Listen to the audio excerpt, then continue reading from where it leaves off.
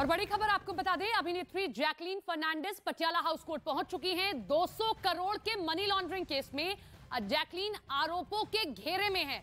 अब वो Patiala house court पहुंची हैं, पेशी के लिए दिल्ली पहुंची हैं। पटियाला हाउस कोर्ट में उनकी पेशी होनी है। ये पूरा मामला मनी लॉन्ड्रिंग केस से जुड़ा हुआ है, जिसमें अब एक बार फिर से पेश होने के लिए एक्ट्रेस जैकलीन फर्नांडिस दिल्ली पहुंची है।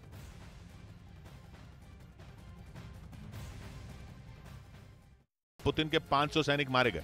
यूक्रेन का यह दावा पुतिन को तीर की तरह चुभा होगा, क्योंकि वो पहले से ही अपनी सेना में सैनिकों की कमी से जूझ रहे हैं। हालांकि उनके अधिकारियों ने सिर्फ 89 सैनिकों की मौत की बात कहकर उनकी चोट पर मरहम लगाने का काम जरूर किया, लेकिन पुतिन बदला लेंगे ये आशंका यूक्रेन ने भी जता दी थी। जिसके बाद आई इस खबर ने यूक्रेन के साथ उसके मददगार देशों में भी खौफ पैदा कर दिया, क्योंकि बेलारूस और क्राइमिया में परमाणु हथियार तैनात करने का मतलब है कि पुतिन कुछ तो बड़ा करने जा रहे हैं।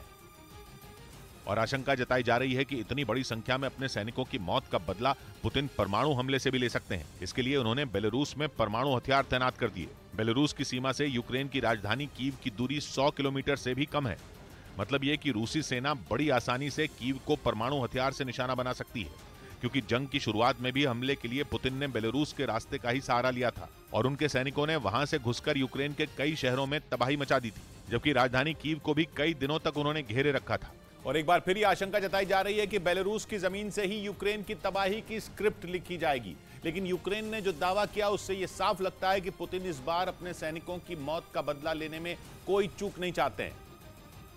और इसीलिए उन्होंने बेलारूस के साथ यूक्रेन के दक्षिण में मौजूद क्राइमिया में भी परमाणु हथियार भेज दिए, जहां से खैरसोन समेत डॉनबास के इलाकों पर हमला करना रूसी सेना के लिए बेहद आसान होगा।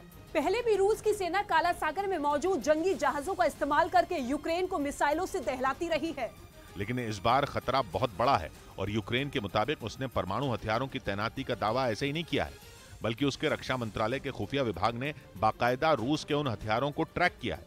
ऐसे में उसका यह डर गलत नहीं है कि आने वाले दिनों में यूक्रेन को पुतिन के गुस्से का शिकार होना पड़ सकता है। उधर पुतिन ने अपनी घातक जिरकॉन हाइपरसोनिक क्रूज मिसाइलों से लैस एक आधुनिक जंगी जहाज समंदर में उतार दिया। पुतिन की सीधी चेतावनी पश्चिमी देशों के लिए है, लेकिन सबसे बड़ा खतरा अमेरिका को है, क्योंकि कहा जाता है कि जिरकॉन मिसाइल परमाणु जंग का पुतिन का वो पसंदीदा हथियार है जिससे वो अमेरिका के शहरों को चुन चुन कर बर्बाद करेंगे।